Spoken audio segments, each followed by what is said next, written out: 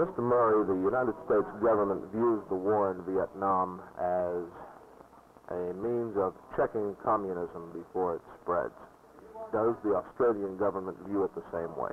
Well, it does, yes. The Australian government sees the war in Vietnam as a possible extension of similar wars, of so-called liberation in other parts of Asia. We've seen what China has done in this area, and what the communists have done in this area, what they've attempted to do in other countries of the area.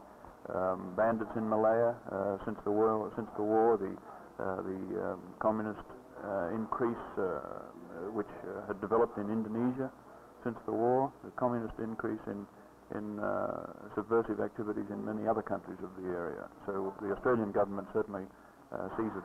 The problem is the same as the United States government, as time must come when a stand must be taken against this subversion. Australia is one of America's chief allies in Vietnam. Has there been much open opposition to Australia's policies concerning Vietnam, as there has been here in the United States recently?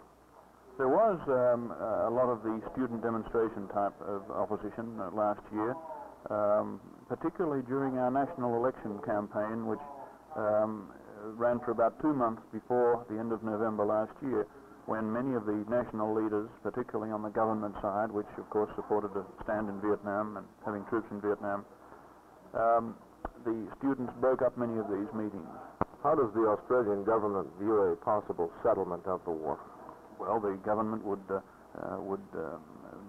very much like to see a settlement of the war. It's a great problem in many ways, of having the war going on, of having troops in these areas.